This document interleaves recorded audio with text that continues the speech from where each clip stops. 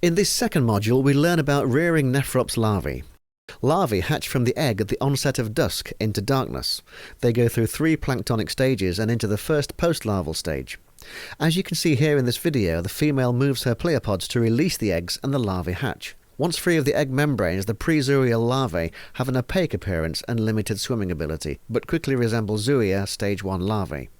As discussed in the previous module, the larvae should be collected and observed. Any larvae that are moribund or dead should be disposed of. The released larvae should be transferred to the rearing tanks as soon as possible and feed provided immediately. Here we see the first 3 pelagic larval stages of larval nephrops. After each successive molt, they grow and develop longer tail spines. Stage 3 larvae can be identified by the development of uropods close to the tail spines. Stage 1 larvae are positively phototaxic, meaning that they are attracted towards the light. Therefore, when the larvae are transferred to the larval rearing tanks, they remain in the surface waters, spending large amounts of time swimming and feeding. Stage 2 and 3 larvae progressively become more benthic and become negatively phototaxic. Stage 1 larvae are around 6 mm in total length, and they increase to around 12 mm by stage 3. Stage 1 and 2 larvae have similar appearances to the naked and untrained eye, except for a slight increase in size. Recent advancements in crustacean larval rearing have shown that cylindroconical tanks increase survival. These tanks are also known as conicals, hoppers, or rearing tanks. They work by having an upwelling flow that keeps the larvae in suspension rather than congregating on the bottom of the tank and the sides. This can be done by either angling the inflow water to hit the bottom and circulate around the tank, or with the use of a base plate with angled holes. The base plate shown here was developed by CSAR at Swansea University and has been shown to improve survival from stage 1 to stage 3 larvae.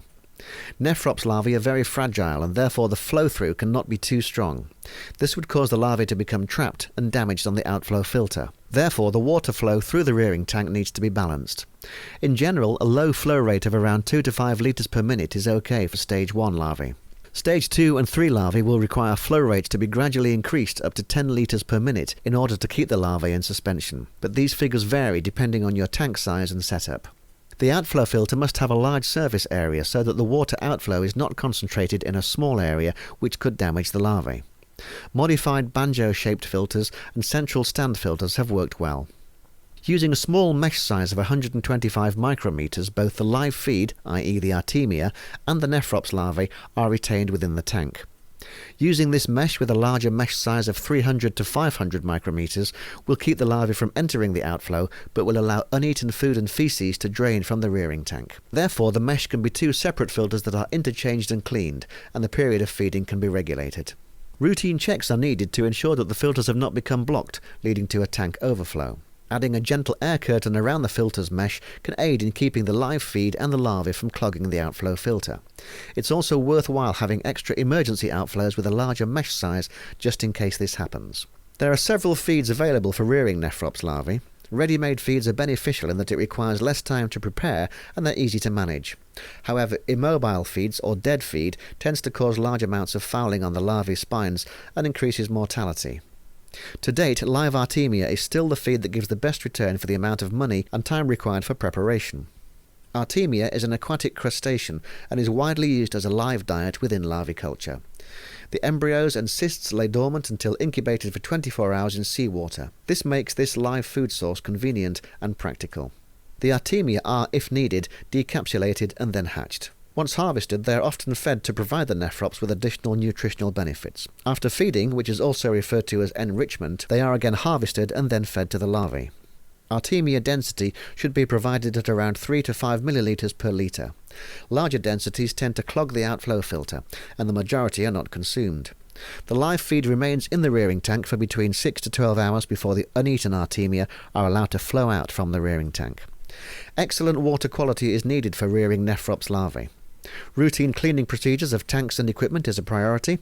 On a daily basis, the tank sides and outflow filters will need to be replaced or cleaned as they will be fouled up with the previous day's feed and detritus. Also, dead areas within the tanks will have collected detritus, dead larvae and artemia. Removal of this can be achieved by either a siphon or the gravy baster. Care is needed though so as not to siphon any nephrops larvae. It's good practice to put the waste from the siphon into a beaker or bucket and check for any live nephrops larvae that can then be returned to the rearing tank. The hopper can be cleaned weekly after the removal, staging and counting of nephrops larvae. Once the larvae have been removed and transferred to a clean rearing tank, the dirty tank can be drained, cleaned and disinfected. It's important to thoroughly clean and dry any disinfectant on the surfaces before being used again with the larvae.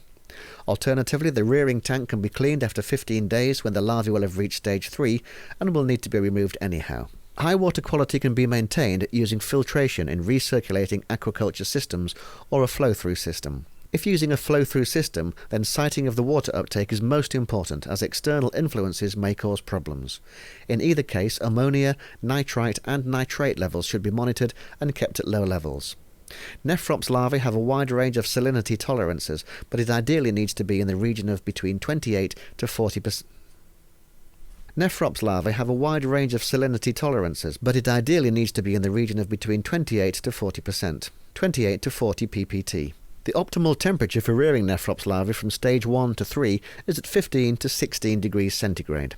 Both low-level and ambient lighting levels have been used. Dimmed lights will reduce biofilm and algae growth within the rearing tanks and maintain a more even spread of artemia, as they are also positively phototaxic. Larval density should be around 4 larvae per litre and accrued from over no more than 4 nights' worth of hatching. Development times given here are for larvae reared at 15 degrees centigrade. Zooial stage 1 larvae will start to molt into stage 2 larvae at around day 5 to 8, or 8 to 11 from the first hatch day. There will be some mortality during the molting stage. Zooial stage 2 larvae will start molting into stage 3 larvae from days 10 to 13, or 13 to 16 from first hatching. Survival to day 12 may be as high as 60 to 65%. It's your preference as to remove the stage 3 larvae as and when they molt, or wait until around day 15 when the majority will have reached this stage. Removing them as soon as they are at stage 3 will ensure that they will not become entangled in the filter mesh nor accumulate in the dead zones at the bottom of the rearing tank, and ultimately improve survival.